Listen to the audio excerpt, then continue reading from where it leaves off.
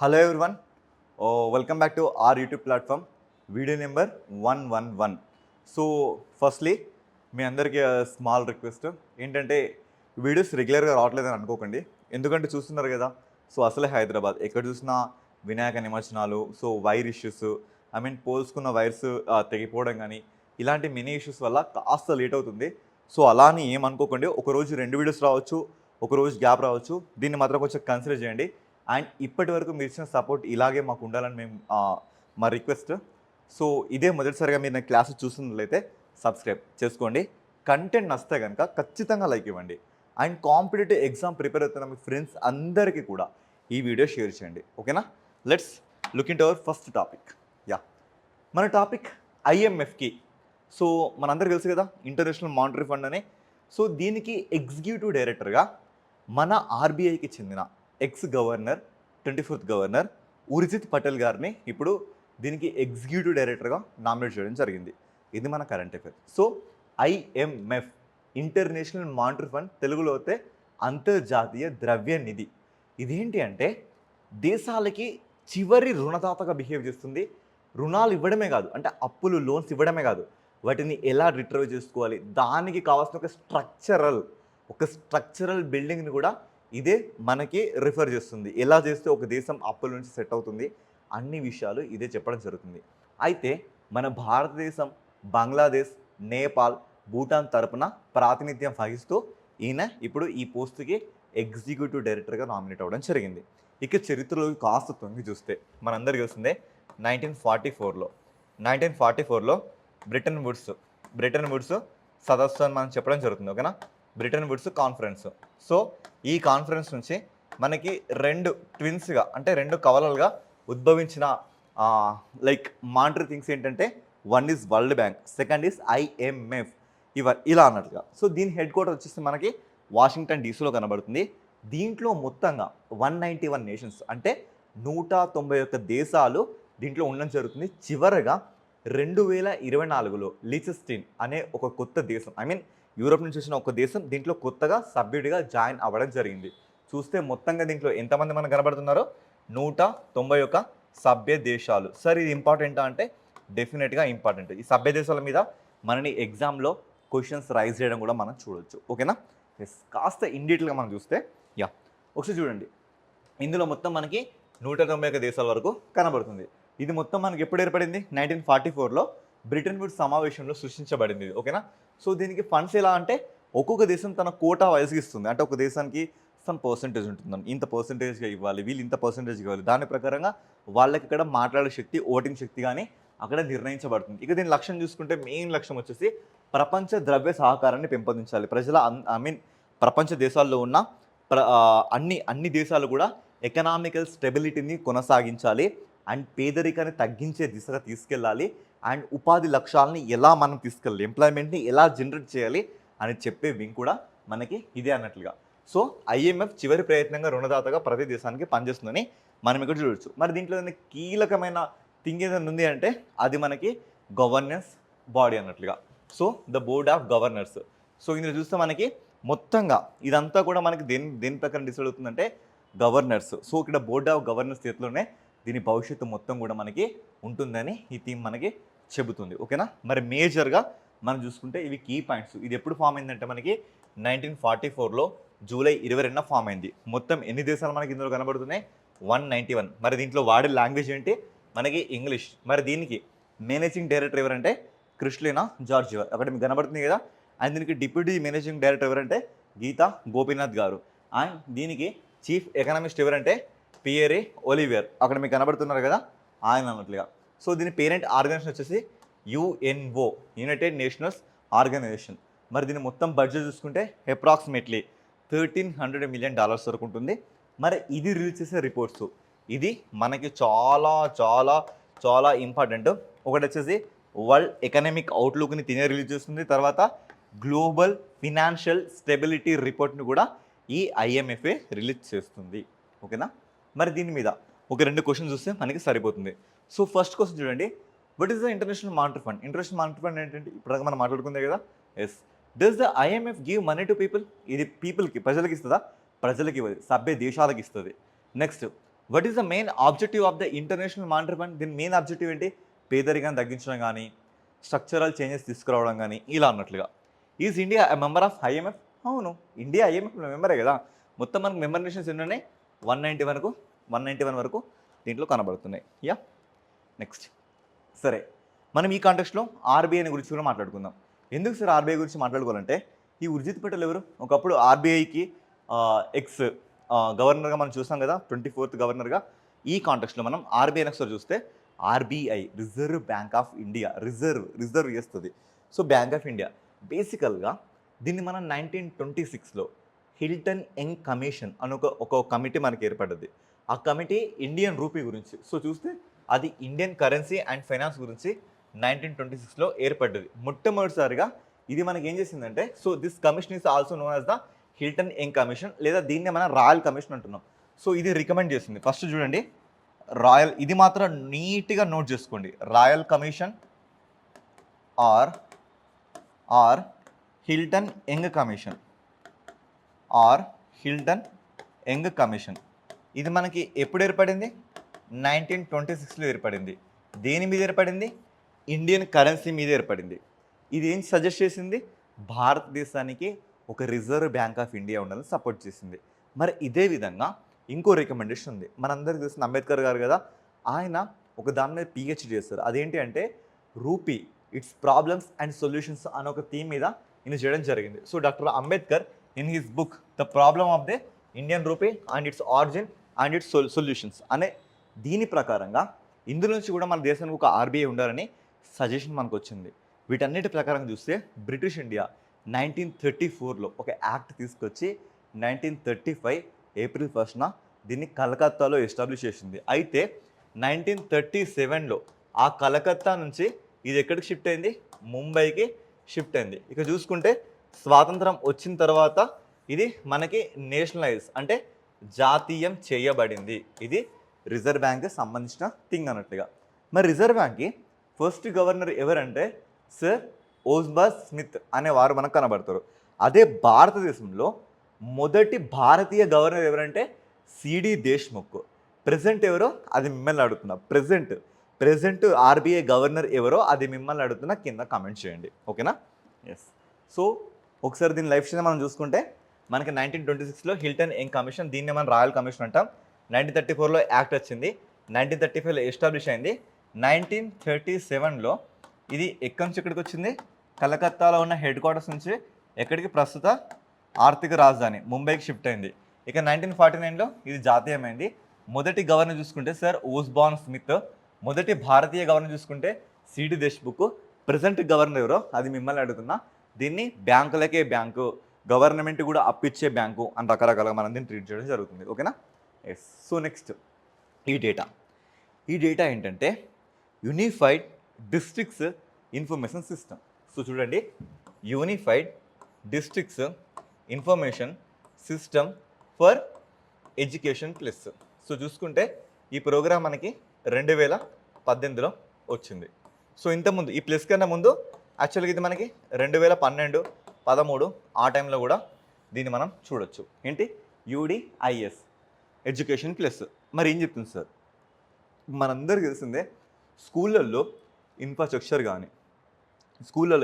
Means current కానీ, water facility కానీ, లేదా అక్కడున్న బెంచెస్ కానీ, అక్కడున్న ఫెసిలిటీస్ కానీ, వాటి గురించి మాట్లాడుతుంది. తర్వాత విద్యార్థుల తరపున ఇన్ఫర్మేషన్ కానీ, తర్వాత టీచర్స్ తరపున ఇన్ఫర్మేషన్ కానీ, ఇవన్నీ ఇన్ఫర్మేషన్ కూడా దీనికి సంబంధించిన థింగ్స్ అన్నట్లుగా అంటే ఇందులో నమోదవుతాయి. ఇది ఇప్పుడు ఏం చెప్తుందంటే మన భారతదేశంలో ఉన్న టీచర్ల సంఖ్య 1 కోటికి దాటింది అని చెప్పడం జరుగుతుంది. సో ఇక్కడ ఒకసారి మీరు అబ్జర్వ్ చేస్తే 2023-24లోనంట అప్రాక్సిమేట్లీ 98 లక్షల వరకు ఉన్న వాళ్ళు 2024-25 కంట 1 కోటి చేంజ్ వరకు టీచర్ సంఖ్య పెరిగిందని ఇక్కడ రిపోర్ట్ చెప్పింది. ఇది మన పేపర్ క్లిప్. ఈ పేపర్ క్లిప్ని కాస్త ఎలాబరేట్ చేసి ఇప్పుడు నేను ముందుకు తీసుకొచ్చాను. ఒకసారి చూడండి. సో భారత పాఠశాల విద్యపై యుడిఐఎస్ఈ ప్లస్ అంటే unified districts information system for education plus అనేది ఒక రిపోర్ట్ తీసుకొచ్చింది. So this is done by ministry of education. Concern minister మనకి ఎవరు? ధర్మేంద్ర ప్రధాన్ గారు, ఓకేనా? ఎస్, ధర్మేంద్ర ప్రధాన్ దీనికి సంబంధించిన కన్సర్న్ మినిస్టర్, ఓకేనా? సో ఈ రిపోర్ట్ ఏం చెప్తుంది, మొత్తం ఉపాధ్యాయులు 1,00,00,000కి చేరారని చెప్తుంది. మరి అసలు ఈ ఈ పోర్టల్లో ఏముంటుందో ఒకసారి చూద్దాం. ఇది విద్యా నిర్వహణ సమాచార వ్యవస్థ, అంటే విద్యకు సంబంధించిన మేనేజ్మెంట్ ఇన్ఫర్మేషన్ సిస్టమ్గా దీన్ని మనం చూడొచ్చు. ఇందులో చూసుకుంటే ఇది ఒక కేంద్ర వేదికగా మనం పనిచేస్తుంది, అంటే సెంట్రల్ గవర్నమెంట్ రన్ చేస్తుంది. అందుకే కదా మనం దీన్ని ఏమంటున్నాం, మినిస్ట్రీ ఆఫ్ ఎడ్యుకేషన్ కింద ఇది మనకి రన్ అవుతుందని మనం మాట్లాడుతున్నాం. ఇందులో చూస్తే మనకి వ్యక్తిగతంగా విద్యార్థుల ప్రొఫైల్ కానీ, ఉపాధ్యాయుల ప్రొఫైల్ కానీ, అండ్ స్కూల్కి సంబంధించిన ఇన్ఫ్రాస్ట్రక్చర్ సౌకర్యాలు కానీ అవన్నీ కూడా మనకి దీంట్లో కనబడుతున్నాయి. సో దేశవ్యాప్తంగా ప్రతి విద్యా సంవత్సరంలో ఏదైనా పాఠశాల వర్గాల్లో, అంటే ప్రీ ప్రైమరీ ఎడ్యుకేషన్ కానీ లేదంటే సెకండరీ ఎడ్యుకేషన్ కానీ, అంటే చెప్పాలి అంటే 1వ తరగతి నుంచి, సో చూసుకుంటే 1వ తరగతి నుంచి మొదలుకుంటే 12వ తరగతి వరకు ఇందులో మనకి మొత్తంగా లిస్ట్ మనకు కనబడుతుంది. సో ఇదే విషయం చెప్పాలనుకుంటుంది. ప్రతి దగ్గర కూడా వీళ్ళు రియల్ టైం మోడ్లో దీన్ని తీసుకొస్తున్నారంట. ఒకసారి దీనికి సంబంధించిన పోర్టల్ కూడా నేను మీకు చూపించడం జరుగుతుంది. మీరు ఒకసారి కొడితే, ఒకవేళ unified district information system education plus అని కొడితే మీకు ఇలా పోర్టల్ వస్తుంది. ఒకసారి ఈ పోర్టల్ మీరు ఇలా ఓపెన్ చేస్తారనుకోండి, మీకు మొత్తంగా ఇలా కనబడుతుంది. లైక్ ఇక్కడ చూడండి, like government of India, ministry of education కనబడిందా లేదా, so department of school education and literacy, ఈ డిపార్ట్మెంట్ వాళ్ళు దీన్ని తీసుకురావడం జరుగుతుంది. సో ఇదంతా దీనికి సంబంధించిన ఇష్యూ. హోమ్ ఇలా మీకు ఇంటర్ఫేస్ కనబడుతుందండి. అబౌటస్ అని, డేటా క్యాప్చర్ అని. ఇక్కడ చూస్తే టోటల్ స్కూల్స్ మనకి 14 లక్షల స్కూల్స్, టోటల్ స్టూడెంట్స్ 20 దాదాపుగా 25 కోట్ల వరకు. గవర్నమెంట్ స్కూల్స్ ఇందులో 10 లక్షల వరకు. టోటల్ టీచర్స్ ఇది 98 లక్షల వరకు. ఇంకా అప్డేట్ కాలేదు, అప్డేట్ అవుతుంది. So schools, teachers, students statistics as per the academic year 2023-24, 2023-24, ఇంకా 2024-25 రాలేదు, అర్థమవుతుందా? సో ఇలా మొత్తంగా దీంట్లో మనకి లిస్ట్ అంతా కనబడుతుంది. సో ఇప్పుడు మన కరెంట్ అఫేర్ ఏంటి, ఈ డేటా రీసెంట్గా రిలీజ్ అయింది. ఇప్పుడు నేను చూపించిన ఆ వెబ్సైట్ కూడా త్వరలో మారిపోతుంది, అర్థమవుతుందా? త్వరలో మారిపోయి కొత్త డేటాతో అది నిండబోతుంది. సో ఇక్కడ స్టూడెంట్స్ లైక్ ఏంటి, ఉపాధ్యాయులు 1,00,00,000కి చేరారని ఈ డేటా చెబుతుంది. మరి చూస్తే ఈ unified districts information education system plus అనేది మనకి 11 అంకెలతో నిండిన ఒక యూనిఫైడ్ కోడ్గా దీంట్లో స్కూల్స్ లాగిన్ అవ్వాలి, అర్థమవుతుందా? లాగిన్ అయ్యి ఆ స్కూల్కి సంబంధించిన ఇన్ఫర్మేషన్ డేటా మొత్తాన్ని దాంట్లో టైప్ చేసి పెట్టాలన్నట్లుగా. సో చూసుకుంటే ఇక్కడ మండల్ లెవెల్ కానీ, డిస్ట్రిక్ట్ లెవెల్ కానీ, స్టేట్ లెవెల్ కానీ, సెంట్రల్ లెవెల్ కానీ అందరూ కూడా దీన్ని మేనేజ్ చేస్తున్నారు. ప్రతి స్కూల్స్లో ఇది ఉంటుంది. ఇది పాఠశాల ప్రొఫైల్ కానీ, విద్యార్థుల ప్రొఫైల్ కానీ, ఉపాధ్యాయుల ప్రొఫైల్ కానీ అంతా కూడా దీంట్లో మనకు ఉంటుంది. మరి కొన్ని క్వశ్చన్స్ మనకి అబ్జర్వ్ చేద్దాం. Who release the unified districts information system education plus? ఎవరు రిలీజ్ చేస్తారు? మినిస్ట్రీ ఆఫ్ ఎడ్యుకేషన్ రిలీజ్ చేస్తుంది ప్రతి year. What is the purpose of the UDISE plus? మరి దీని పర్పస్ ఏంటి? స్టూడెంట్స్కి సంబంధించిన కానీ, విద్యార్థులకు సంబంధించిన కానీ, స్కూల్కి సంబంధించిన కానీ, అప్గ్రేడేషన్ కానీ, స్టోరేజ్ కానీ, మ్యానిపులేషన్ కానీ, అనాలిసిస్ కానీ, షేరింగ్ కానీ, ఇవన్నీ భారతదేశం మొత్తానికి చెప్పడం దీనికి సంబంధించిన థీమ్ అన్నట్లుగా. ఓకేనా? మరి దీని మీద మనకి చాలా ఆర్టికల్స్ వచ్చినాయి. ఈ ఆర్టికల్స్ కూడా ఒకసారి, ఇది తెలంగాణ పర్స్పెక్టివ్లో, తెలంగాణ టీజీపీఎస్సీ పర్స్పెక్టివ్లో ఇది ఒక రీజనల్ కరెంట్ అఫేర్. మరి దీన్ని ఒకసారి మనం గమనిస్తానంట. మొత్తం చూడండి, పైన హెడ్లైన్ చూడండి, 93% సర్కారు బడుల్లో కరెంటు సౌకర్యం ఉందంట. ఒకసారి సర్కారు బడులను మన దగ్గర చూసుకుంటే ఇది ఎక్కడి నుంచి ఎక్కడ తీసుకుందాం మనం, 1వ తరగతి నుంచి 12వ తరగతి వరకు తీసుకున్న డేటా. మొత్తం తెలంగాణ స్కూల్స్ మనకి 43,000 చిల్డ్రన్ ఉన్నాయి. ఇందులో 30,000 స్కూల్స్, అంటే ఈ 43,000లో 30,000కు ప్లస్గా ఉన్న స్కూల్స్ వచ్చేసి ఇవి సర్కారు బళ్ళు, అంటే గవర్నమెంట్ స్కూల్స్గా మనం వీటిని ట్రీట్ చేయొచ్చు. ఇందులో మొత్తంగా 74 లక్షల మంది విద్యార్థులు ఉన్నారు. మరి టీచర్లు చూసుకుంటే 3.5 లక్షల మంది ఉన్నారు. మరి టీచర్ టు విద్యార్థుల రేషియో, అంటే ఎంతమంది విద్యార్థులకి ఎంతమంది టీచర్లు ఉన్నారని లిస్ట్ మనం చూసుకుంటే 1:21గా మారుతుంది. అంటే ఒక టీచర్ ప్రతి 21 మంది విద్యార్థులకి ఇక్కడ కనబడుతున్నాడు. నెక్స్ట్ యావరేజ్గా ఎంతమంది టీచర్లు మనకు కనబడుతున్న ఒక్కో స్కూల్లో అంటే 8 మంది టీచర్లు కనబడుతున్నారు. ఎంతమందికి 173 విద్యార్థులకి ఇక్కడ కనబడుతున్నారు. ఈ లెక్కలు చాలా ఇంపార్టెంట్ అండి. మీరు గ్రూప్ 1 కానీ లేదా వాల్యుయేషన్ పాయింట్కి రాస్తే ఈ డేటా మీకు చాలా ఇంపార్టెంట్. నెక్స్ట్ మొత్తంగా 2,245 స్కూల్స్లో చూసుకుంటే ఒక్క విద్యార్థి మాత్రమే కనబడుతున్నాడు. 5,000కు పైగా స్కూల్స్లో చూసుకుంటే ఒక్క టీచరే ఈ స్కూల్స్ అన్నింటినీ నడిపిస్తున్నాడు. తర్వాత 41,000 స్కూళ్ళల్లో కరెంటు ఫెసిలిటీ ఉంది, కానీ 40,000 స్కూళ్ళలో మాత్రమే వినియోగంలో ఉంది. అంటే అప్రాక్సిమేట్లీ 93% స్కూల్స్లో అది వినియోగంలో ఉందని చెప్తుంది. మరి 84% స్కూళ్ళల్లో కంప్యూటర్స్ ఉన్నాయి, 53% స్కూళ్ళల్లో ఇంటర్నెట్ ఫెసిలిటీ ఉంది, 99% స్కూళ్ళల్లో వాటర్ ఫెసిలిటీ ఉందని ఈ డేటా మొత్తం చెప్తుంది. ఈ డేటా మొత్తం చదవాలంటే మీకు చాలా కష్టమైన విషయమే, అందుకే సైడ్కి అలా నేను ఆ డేటాను రాయడం జరిగింది. అర్థమవుతుంది కదా? సో ఆ ఒక్క డేటాని కాస్త చూసుకొని చదివితే మీకు సెట్ అయిపోతుంది. ఓకేనా? ఎస్. నెక్స్ట్ ఈ డేటా చూడండి. ఇప్పుడు చూడండి లైక్ ఇక్కడ తెలంగాణకు రెండో స్థానం. ఒక్క విద్యార్థి లేని బడులు అని చెప్పాం కదా! ఇక్కడ చూడండి ఈ 2245 స్కూళ్ళలో అంట అసలు ఒక్క విద్యార్థి కూడా లేడు. అర్థమవుతుందా? ఇక్కడ ఒక్క విద్యార్థి కూడా లేడు. మరి ఒక్క విద్యార్థి కూడా లేని అలాంటి స్కూల్స్‌లో తెలంగాణ ర్యాంక్ ఎంత అంటే రెండో ప్లేస్‌లో ఉంది. మరి మొదటి ప్లేస్‌లో ఎవరున్నారంటే వెస్ట్ బెంగాల్ దీంట్లో కనబడుతుంది. వెస్ట్ బెంగాల్‌లో ఒక్క విద్యార్థి కూడా లేని స్కూల్స్ మనకి ఎన్ని కనబడుతున్నాయంటే అప్రాక్సిమేట్లీ 3800 ప్లస్ ఉన్నాయి. మరి తెలంగాణలో అటు స్కూల్స్ ఎన్ని ఉన్నాయి సార్ అంటే అప్రాక్సిమేట్లీ 2240 స్కూల్స్ వరకు మనకు కనబడుతున్నాయి. మరి వివిధ పాఠశాలలో గవర్నమెంట్ సదుపాయాలు ఎలా ఉన్నాయంటే లైక్ లైబ్రరీస్ చూసుకుంటే సెంట్రల్లో మనకి 89% వరకు ఉంటే స్టేట్స్లో 93% వరకు ఉన్నాయి. అంటే బెటర్గానే పర్ఫామ్ చేస్తుంది. సార్ కంప్యూటర్ చూసుకుంటే సెంట్రల్ కన్నా స్టేట్లోనే ఎక్కువ ఉన్నాయి. లైబ్రరీస్లో కూడా స్టేట్లోనే ఎక్కువ ఉన్నాయి. మరి ఇంటర్నెట్ ఫెసిలిటీ చూసుకుంటే సెంట్రల్లో ఎక్కువ ఉన్నాయి. కిచెన్ గార్డెన్ చూసుకుంటే స్టేట్లో ఎక్కువ ఉంది. నీటి సంరక్షణ చూసుకుంటే స్టేట్లో ఎక్కువ ఉంది. సైన్స్ ల్యాబ్ చూసుకుంటే స్టేట్లో ఎక్కువ ఉంది. సోలార్ విద్యుత్ చూసుకుంటే సెంట్రల్లో ఎక్కువ ఉంది. ప్రైవేట్ సౌకర్యం చూసుకుంటే స్టేట్లో ఎక్కువ ఉంది. డిజిటల్ బోర్డు చూసుకుంటే ఇది కూడా స్టేట్లో ఎక్కువ ఉంది. డిజిటల్ లైబ్రరీ చూసుకుంటే ఇది స్టేట్లో కూడా చాలా ఎక్కువగా ఉంది. సో ఇక్కడ మీరు ఏం అర్థం చేసుకోవాలంటే ఆల్మోస్ట్ అన్ని విషయాలు కూడా స్టేట్లో ఎక్కువ ఉన్నాయి. మరి స్టేట్ కంటే సెంట్రల్లో ఎక్కువ ఉన్న థింగ్స్ మనకి ఏం కనబడుతున్నాయి? Internet facility and solar. ఈ రెండు తప్ప మిగతా అన్నింటిలో కూడా స్టేట్స్ ముందున్నాయనే ఈ డేటా కూడా మీరు దగ్గర పెట్టుకోవాల్సిన అవసరం ఉంది. అర్థమవుతుందా? So this is also related to TGPSC. ఇది వచ్చేసి సెంట్రల్కి సంబంధించిన థీమ్. సో ఇది ఏపీపీఎస్సీ అయినా సెంట్రల్ అయినా ఎవరికైనా కూడా. అందుకేనండి ఇలాంటి పేపర్ కట్స్ మీకు ఎందులో వచ్చినా కూడా మేము వదిలిపెట్టాం. వాటిని మీ ముందుకు డెఫినెట్గా తీసుకొచ్చి చూపెట్టే మేము తీరుతాం. అర్థమవుతుందా? ఎస్. సో నెక్స్ట్ చూసుకుంటే డ్రేక్ ప్యాసేజ్. ఎందుకు సార్ మనం ప్రతిరోజు చూడండి కొంతమంది మాట్లాడతారు. ఎలా మాట్లాడతారంటే కరెంట్ అఫైర్సే కదా, సింపులే కదా, ఏముంది, ఎగ్జామ్కి ఒక 6 నెలల ముందు ఒక మ్యాగజైన్ చూసుకున్నా చాలు, ఎగ్జామ్కి 6 నెలల ముందు ఒక బుక్ చూసుకున్నా చాలు, సెట్ అయిపోద్ది కానీ కొంతమంది మాట్లాడతారు. సో జాగ్రత్త అండి. ఈ కరెంట్ అఫైర్స్తో ఉద్యోగాలు కోల్పోయిన వాళ్ళు, ఈ కరెంట్ అఫైర్స్ మీద సరైన అవగాహన లేక వీటిని వదిలిపెట్టిన వాళ్ళు ఎంతోమంది నా చేతులారనే చూస్తున్నాం. సో మీ అందరూ ఒకటి చెప్తున్నా, జాగ్రఫీ ఇష్యూస్ కొన్ని ఉంటాయండి, అవి ఎప్పుడు వచ్చినా కూడా మీరు కరెంట్ అఫైర్స్లో వదిలిపెట్టొద్దు. మిమ్మల్ని స్ట్రైట్గా ఈ వీడియో చూస్తున్న మీ అందరిని ఒకటే క్వశ్చన్ అడుగుతున్నా. క్వశ్చన్ ఏంటంటే మీకు ఈ ఇండియాలో 108 నేషనల్ పార్క్స్ కానీ, 58 టైగర్ రిజర్వ్స్ కానీ, 570 ప్లస్ ఉన్న వైల్డ్ లైఫ్ శాంక్చురీస్ కానీ, ఇవన్నీ ఏకకాలంలో గుర్తుపెట్టుకోవడం మీతో అవుతుందా? అది మీతో పాసిబుల్ అవుతుందా? మరి ఎలా గుర్తుంటే అవన్నీ మనం రోజు మాట్లాడాలి, వాటి గురించి రోజు అనాలిసిస్ చేయాలి. మరి అనాలిసిస్ చేస్తున్నది మనకు గుర్తుండేది. సో మన అదృష్టం కొద్దీ మన కరెంట్ అఫైర్స్లో ప్రతిరోజు ఏదో ఒక టైగర్ రిజర్వ్ కానీ, ఏదో ఒక నేషనల్ పార్క్ కానీ, ఏదో ఒక ఇంటర్నేషనల్ రిలేషన్షిప్కి సంబంధించిన ఇలాంటి జాగ్రఫికల్ ఇష్యూస్ కానీ మనకు కనబడుతుంటాయి. మరి వీటన్నిటిని మీరు ఒకే రోజు నేర్చుకుంటా అంటే అది ఎంతవరకు కరెక్ట్ అవుతుంది? అర్థమవుతుందా? అలాంటి ఒక ఒక ఒక ఒక మిమ్మల్ని మోసం చేసుకునే పనులు మాత్రం మీరు చేయకండి. ఖచ్చితంగా నువ్వు అస్పిరెంట్వా కరెంట్ అఫైర్ని చూడండి. ఎందుకంటే కరెంట్ అఫైర్ అనేది అస్పిరెంట్కి పీల్చే గాలి, తినే ఫుడ్, ఉండే ఇవన్నీ ఫెసిలిటీస్ మీకు ఎంత ఇంపార్టెంటో ఒక ఎడ్యుకేషన్ సిస్టంలో లైక్ ఇలాంటి కాంపిటేటివ్ సిస్టంలో ఈ కరెంట్ అఫైర్స్ కూడా మీకు అంతే ఇంపార్టెంట్, అంతకు మించిన ఇంపార్టెంట్. ఎందుకంటే ఇప్పుడు నడుస్తున్న ట్రెండే కరెంట్ అఫైర్స్ ట్రెండ్. ఇది మాత్రం గుర్తుపెట్టుకోండి. నువ్వు పాలిటీ చదువుతున్నావా, that is related to current affair. నువ్వు హిస్టరీ చదువుతున్నావా, that is related to current affair.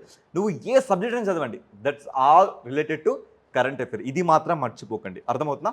ఇప్పుడు డ్రేక్ ప్యాసేజ్ వచ్చింది. ఎందుకు సార్ మనం దీని గురించి మాట్లాడుకుంటున్నాం అనడానికంటే ముందు దీన్ని జాగ్రఫికల్ లొకేషన్గా ఫోకస్ చేసి ఎగ్జామ్లో అడుగుతాడు. ఎందుకు మాట్లాడుకుంటున్నామంటే ఇక్కడ భూకంపం వచ్చింది, దాదాపుగా 7.5 తీవ్రతతో భూకంపం వచ్చింది. అర్థమవుతుందా? మరే దీన్ని మీకు ఇంకాస్త ఎలాబరేట్ చేయడానికి నేను ఒక మ్యాప్ కూడా తీసుకొచ్చాం. ఒకసారి చూడండి, ఇది మన వరల్డ్ మ్యాప్. ఈ వరల్డ్ మ్యాప్లో చూసుకుంటే ఇది ఇండియన్ ఓషన్. ఈ ఇండియన్ ఓషన్ మనం ఏమంటామంటే ఎం ఆకారంలో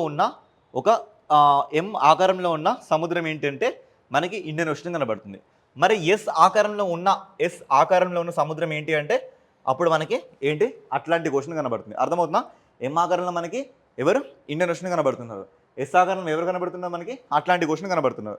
మరి డ్రేక్ ప్యాసేజ్ ఎక్కడ ఉంది సార్ అంటే ఇక్కడ ఉందండి. సో చూసుకుంటే సౌత్ అమెరికా కాంటినెంట్ ఇదంతా మనకి అంటార్కిటిక్, మీద ఆర్కిటిక్ ఉంటే కింద ఆర్కిటిక్ ఉంటుంది. వీటి మధ్యలో మనకి ఈ ప్లేస్ మొత్తం డ్రేక్ ప్యాసేజ్ అంటాం. ఈ డ్రేక్ ప్యాసేజ్ సిచ్యువేషన్ ఎలాంటిదంటే చాలా బలమైన గాలులు ఈ ప్లేస్లో వస్తాయి. ఒక్కసారి మీరు యూట్యూబ్కి వెళ్ళి డ్రేక్ ప్యాసేజ్ షిప్స్ ట్రావెలింగ్ అని ఒకసారి కొట్టండి. భయంకరమైన ఈదురుగాలు ఇక్కడ మనకు కనబడతాయి. ఎందుకు సార్ ఇక్కడ కనబడతాయి అంటే భూమికి పోలార్ రేంజ్లో ఉంది. అంటే ఇది కింద మనకి పోలార్, సబ్ పోలార్ రేంజ్లో ఇక్కడి నుంచి మనకి గాలు వస్తాయి, ఇటు పశ్చిమం నుంచి కూడా కొన్ని మనకు గాలులు వీస్తాయి, అండ్ ఇక్కడ నుంచి ఈ ఉత్తర సైడ్ నుంచి ఇట్లా గాలులు వీస్తాయి.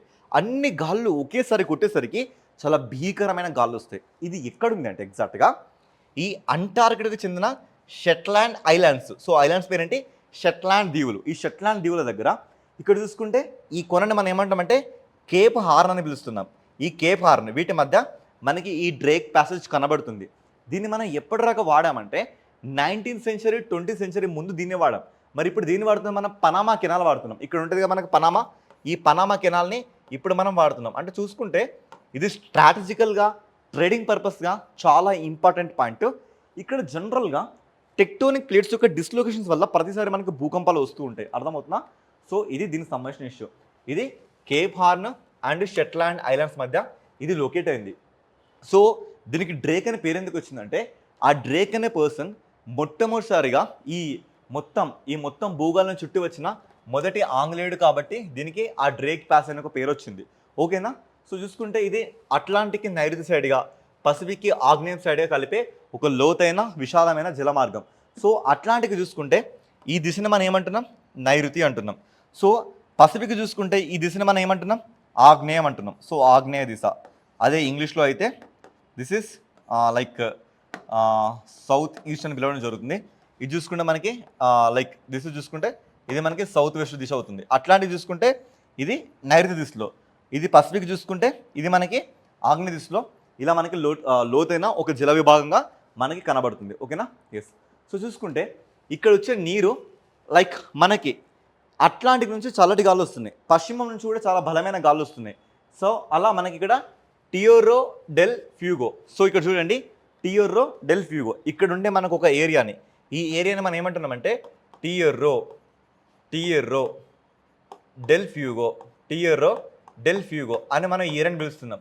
ఈ ఏరియా నుంచి కూడా చాలా బలమైన గాల్లో ఇలా కిందికి వీస్తున్నాయి. ఒకసారి మీకు అర్థం చేసుకోండి, అన్ని సైడ్ నుంచి మనకి చాలా బలమైన గాలు వస్తున్నాయి. ఒకసారి మీకు చూపెడతా. ఎస్ చూడండి, డ్రేక్ ప్యాసేజ్.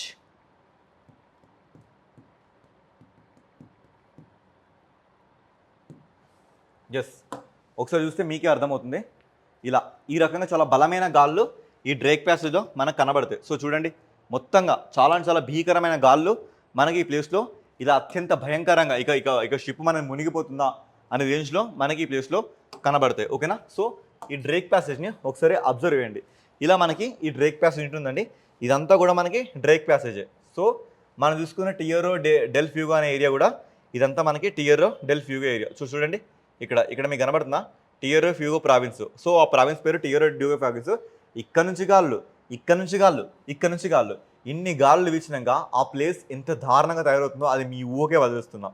సో అంతటి భయంకరమైన ప్లేస్, దాన్ని మనం ఒకటి చూడొచ్చు. ఓకేనా? సో ఇది దీనికి సంబంధించిన ఇష్యూ. మరి దీని మీద మన క్వశ్చన్ చూస్తే డ్రేక్ ప్యాసేజ్ ఎందుకంత కఠినంగా ఉంటుంది ఇప్పుడు చెప్పా. తర్వాత డ్రేక్ ప్యాసేజ్ అంటే ఏంటి? సో ఇప్పటిదాకా దీని గురించి మనం మాట్లాడింది అది. నెక్స్ట్ స్మైల్ పథకం. ఆల్రెడీ ఈ పథకం ఇంతకుముందు మన దేశంలో ఉంది, మరి ఇప్పుడు ఎందుకు వచ్చింది?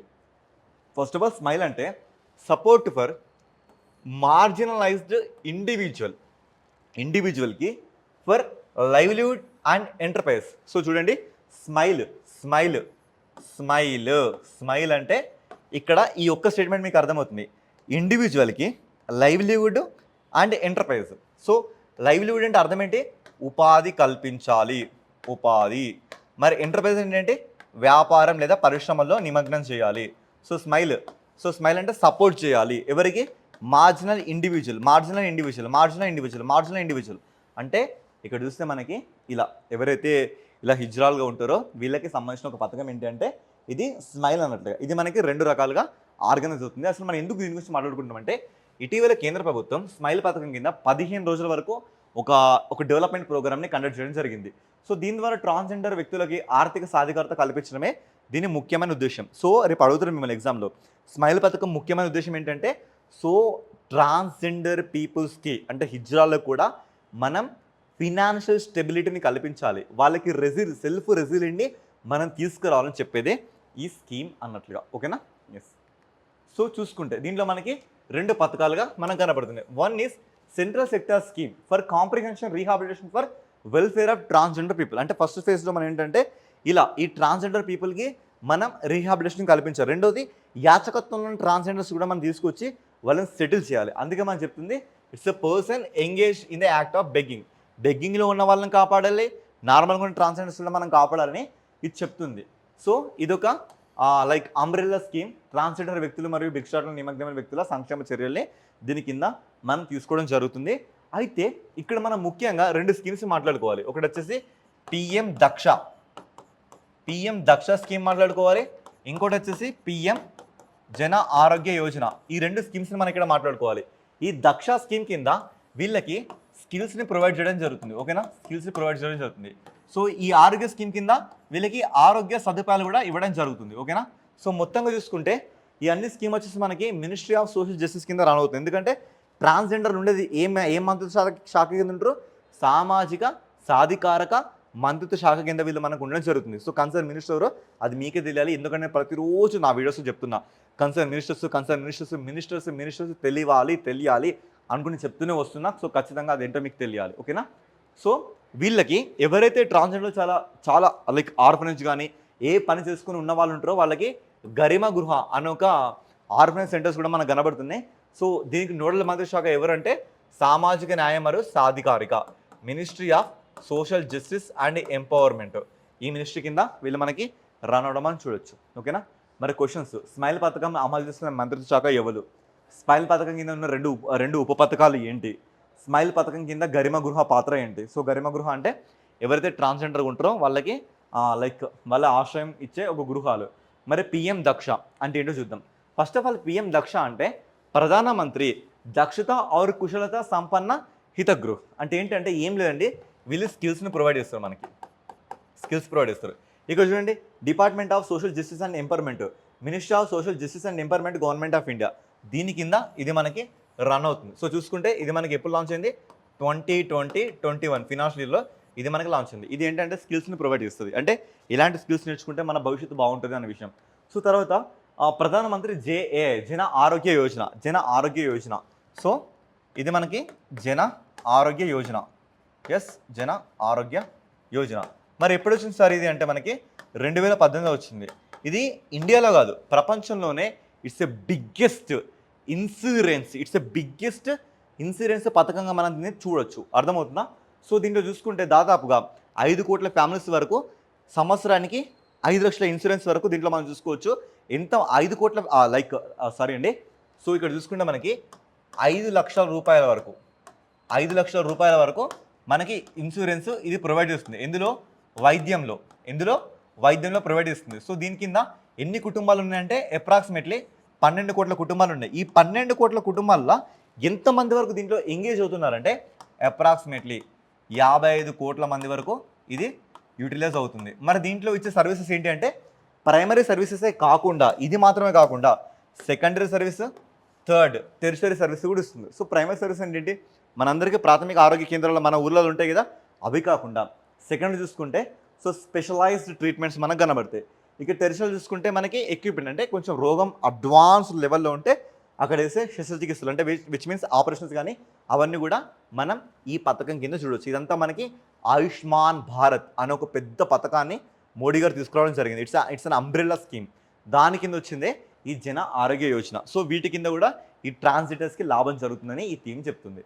ఇక నెక్స్ట్ సలీనా అరంటియా మకులాట. సో కొంచెం జాగ్రత్తగా పలకండి, కొంచెం పేరు విచిత్రంగా ఉంది. సలీనా ఔరంటియా మకులాట అండ్ సలీనా సూడోమోంటానా. సో ఇవి ఏంటంటే 2 కొత్త జాతులు. ఇవి దేనికి సంబంధించిన కొత్త జాతులు సార్ అంటే లైక్ హెగ్జోపోడా మనందరికీ తెలిసిందే కదా ఆర్థోపోడా జీవులు అంటే. సో హెగ్జో అంటే ఏంటి? 6, పోడా అంటే ఏంటి? కీళ్ళు. అంటే వీటికి 6 కాళ్ళు ఉంటాయి. ఒకసారి చూడండి, 6 కాళ్ళు అని చెప్పాను కదా. సో లైక్ చూడండి, 1 2 3 మొత్తం 6 కాళ్ళ. లైక్ ఇక్కడ కూడా చూడండి 1 2 3, అటు కూడా మనకి 3, అంటే మొత్తంగా 6 కాళ్ళున్న హెగ్జాపోడా జీవులు.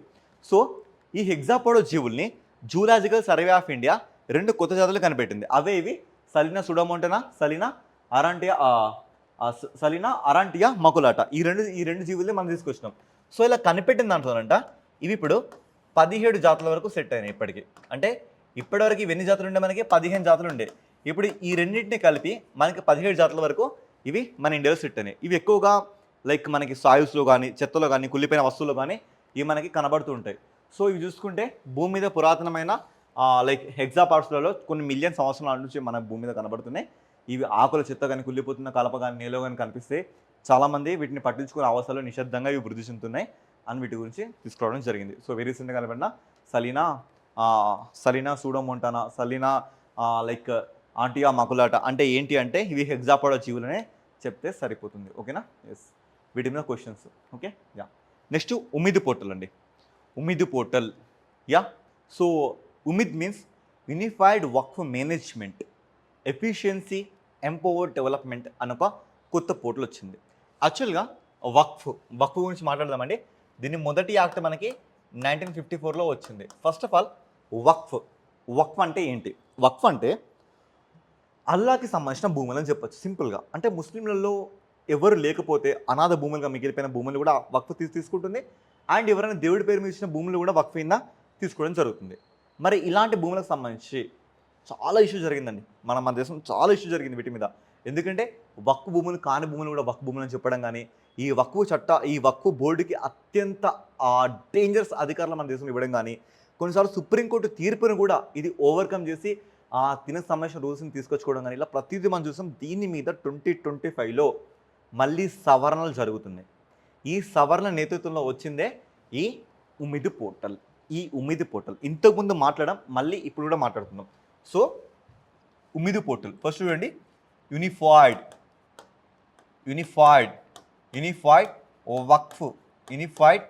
వక్ఫ్ మేనేజ్మెంట్ ఎఫిషియన్సీ తర్వాత ఎంపవర్ డెవలప్మెంట్ ఓకేనా? ఎంపవర్ డెవలప్మెంట్ అని మనం కొత్తగా ఒక పోర్టల్ తీసుకొచ్చినాం. మరి ఇప్పుడు ఈ పోర్టల్ గురించి మనం ఎందుకు మాట్లాడుతున్నాం సార్? ఎందుకు ఈరోజే మనం మాట్లాడుతున్నామంటే, దీంట్లో అసలు చెప్పాలంటే ఈ ముస్లిమ్స్లో ఆస్తి హక్కు మహిళలకు ఉండదు. మరి ఇప్పుడు ఎందుకు మాట్లాడుతుంది సార్ అంటే, ఇక్కడ చూడండి, వితంతువులు కానీ, విడాకులు తీసుకున్న మహిళలు కానీ, అనాథలు కానీ వక్ఫ్ అలాల్ ఔలాద్ ఆస్తులని వీళ్ళని మనం తీసుకొచ్చుకుంటాం. ఏంటి? వక్ఫ్ అలాల్ ఔలాద్ అనే దాని కింద వితంతువులు కానీ, విడాకులు కానీ అండ్ అనాథలు కానీ ఈ మహిళల్ని ఈ వక్ఫ్ అలాల్ ఔలాద్ కింద మనం ట్రీట్ చేస్తాం. వీళ్ళకి సంబంధించిన ఆస్తుల మేనేజ్మెంట్ అండ్ హెల్ప్ లైన్ కోసం దరఖాస్తు చేసుకోవచ్చు అని ఈ ఉమిద్ పోర్టల్లో మైనారిటీ వ్యవహారాల మంత్రిత్వ శాఖ అదనపు మాడ్యూల్ని జోడీ చేసింది. Unified Waqf management empower efficiency development portal కిందనంట ఇప్పుడు వక్ఫ్ అలాల్ ఔలాద్ అంటే ఎవరు? వితంతువులు కానీ, అనాథలు కానీ, తర్వాత లైక్ విడాకులు తీసుకున్న మహిళలు కానీ, వీళ్ళకి సంబంధించిన ఆస్తుల మీద సహాయం కానీ మేనేజ్మెంట్ కానీ చేర్చొచ్చు అని దీంట్లో ఒక కొత్త మోడల్ని జాయిన్ చేయడం జరిగింది. సో అందుకు మనం దీని గురించి మాట్లాడుకుంటున్నాం. ఇక వక్ఫ్ గురించి మనకు వచ్చిన ఫస్ట్ చట్టం ఎప్పుడు వచ్చింది? మనకి 1954లో వచ్చింది. మరి ఇప్పుడు ఏం చెప్తుందంటే, సో ఈ వక్ఫ్ కాల పరిమితి. సో ఏదైనా వక్ఫ్ భూమి అంటే 6 months లోపల మనం దాన్ని ధృవీకరించి ఆ భూమిని మనం సబ్మిట్ చేయాలి. సో సబ్మిట్ చేస్తే అప్పుడు మనకు అది వక్ఫ్ భూమి కాదా అనే ఒక స్పెషల్ ట్రిబ్యునల్కి పంపించడం జరుగుతుంది. ఆ ట్రిబ్యునల్ యాక్సెప్ట్ చేసినాక తర్వాత మనకు ఆ వక్ఫ్ భూములని లైక్ డేటా ఇవ్వడం జరుగుతుంది. సో దీంతో పోల్చుకుంటే ముందు ఉన్న వక్ఫ్ బోర్డు కంటే ఇప్పుడు అధికారులు కొంచెం తగ్గుతున్నాయి అనే విషయం మనకు అర్థమవుతుంది. దీని మీద చాలా వరకు ఇండియాలో ప్రొటెస్ట్ కూడా జరుగుతున్నాయి. సో ఇది దీనికి సంబంధించిన issue. Okay, yeah. Questions. Umeed portal అంటే ఏంటి, మరి వక్ఫ్ ఆస్తి అంటే ఏంటి అనేది మన క్వశ్చన్స్. యా, నెక్స్ట్ తలసరి GDP. So first of all GDP gross domestic product. So మీకు సింపుల్గా చెప్తున్నా, ఇదొక ఏరియా అనుకోండి. సో డొమెస్టిక్ పీపుల్, ఇందులో ఉన్న domestic people for example plus అంటే అందరూ కూడా ఇండియన్సే, ఓకేనా? ప్లస్ అంటే అందరూ కూడా ఇండియన్సే. మరి మైనస్ అంటే వీళ్ళందరూ కూడా ఫారినర్స్. సో జీడిపి ఏం చెప్తుంది? సో జీడిపి ఏం చెప్తుందంటే, ఈ పర్టిక్యులర్ డొమెస్టిక్ ప్లేస్లో వీళ్ళందరూ సంపాదించిన ఈ సంపాదన మొత్తాన్ని మనం జీడిపి అంటున్నాం. సో తలసరి జీడిపి అంటే వీళ్ళందరూ సంపాదన మొత్తం మనకి 100 రూపాయలనే. ఉన్న జనాలు కూడా 100 మంది ఉంటే అప్పుడు ఒక్కొక్కరికి ఒక్కొక్క రూపాయి వస్తుందని అర్థం. మరి నిజంగా అందరికి ఒక్కొక్క రూపాయి వస్తుందా? సో సరే, ఆ తర్వాత విషయంలో కానీ ఇప్పుడు వెరీ రీసెంట్గా రిజర్వ్ బ్యాంక్ ఆఫ్ ఇండియా ఒక కొత్త రిపోర్ట్ ఇచ్చింది. ఆ రిపోర్ట్లో ఏం తెలిసిందంటే, ఇండియా జీడిపి చూసుకుంటే మనకి 2,05,324 కనబడుతుంది. అదే తెలంగాణ జీడిపి చూసుకుంటే 3,79,750 రూపాయల వరకు కనబడుతుంది, according to RBI new report. ఓకేనా? సో ఇక్కడ థింగ్ ఏంటంటే, తలసరి జీడిపిలో తెలంగాణ భారతదేశంలోనే సెకండ్ ప్లేస్లో వచ్చింది. మన మొదటి స్థానంలో ఎవరుండరు? కర్ణాటక ఉండడం జరిగింది. కర్ణాటక జీడిపి ఎంత? ఒక్కొక్కరికి 3,80,906 రూపాయలు వస్తుందని చెప్తుంది. సో ఇది ఎందుకు సార్? ఇది ఎందుకు అంటే ఒక ప్లేసు అభివృద్ధి చెందిందా లేదా చెప్పడానికి మనం మేజర్‌గా చూసే ఒక మెజర్‌మెంట్ ఏమైనా ఉందంటే అది జీడిపి. సో ఇప్పుడు చెప్పండి, అంటే జీడిపిలో కూడా మనకు చాలా లోపాలున్నాయి. ఇప్పుడు చూడండి తలసరి జీడిపి చూడండి. ఒక్కొక్కరికి 3,79,751 అంటే ఒక్కొక్కరికి నెలకి 33,000 రూపాయలు వస్తున్నాయి. సో ఈ వీడియోస్ని మిమ్మల్ని అందరూ అడుగుతున్నా, మీకు నెలకి 33,000 రూపాయలు వస్తున్నాయా? నీకు నెలకి 33,000 రూపాయలు వస్తున్నాయా? మా అంటే ఇప్పుడు జీడిపి అభివృద్ధి సూచిక ఎలా తీసుకుంటారంటే మనకున్న అన్నిట్లలో బెటర్ మెజర్మెంట్ ఏమైనా ఉందంటే అది జీడిపి అన్నట్లుగా అంతే. సో ఇది దీనికి సంబంధించిన ఇష్యూ. తెలంగాణ 2వ ప్లేస్లో ఉంది జీడిపిలో. ఓకేనా? Yes. So next accidents.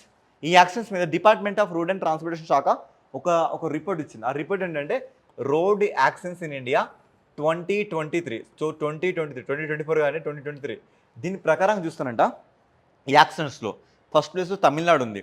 Second ప్లేస్లో చూసుకుంటే మధ్యప్రదేశ్ కానీ కేరళ కానీ ఇవన్నీ కనబడుతున్నాయి. మన 2 తెలుగు రాష్ట్రాలు తెలంగాణ కానీ ఏపీ కానీ చూసుకుంటే తెలంగాణ మనకి 8వ ప్లేస్లో ఉంది, ఏపీ మనకి 7వ ప్లేస్లో ఉంది. సో చూస్తారంట 2022తో పోలిస్తే 2023కి ఈ యాక్సిడెంట్లు 4.2%గా పెరిగినని ఈ డేటా చెబుతుంది మనకి. అర్థమవుతుందా? సో 36 రాష్ట్రాలు యూట్యూబ్స్లో చూసుకుంటే మొత్తంగా మనం చూసుకుంటే 4,80,000 వరకు రోడ్డు ప్రమాదం జరగగా అందులో 1,72,000 వరకు చనిపోయినట్లు మనం ధృవీకరించడం జరిగింది. సో ఈ యాక్షన్ చూసుకుంటే 2020తో పోల్చుకుంటే 2023కి 4.2% పెరిగింది. యాక్షన్స్ పెరిగినా తగ్గినంటే అబ్సల్యూట్లీ పెరిగాయని చెప్పాలి. ఇందులో మనం 2 తెలుగు రాష్ట్రాలు చూసుకుంటే ఏపీ 7th ప్లేస్లో, తెలంగాణ 8th ప్లేస్లో మనకు కనబడుతుంది. సో ఇది దీనికి సంబంధించిన ఇష్యూ. ఓకే, సో ఇవి ఈరోజు కరెంట్ అఫైర్స్. ఇంతకంటే మోర్ క్వాలిటీ డేటాతో మళ్ళీ మనం కలుసుకుందాం. Until then keep your support to our channel. It's your Shravan sir signing of.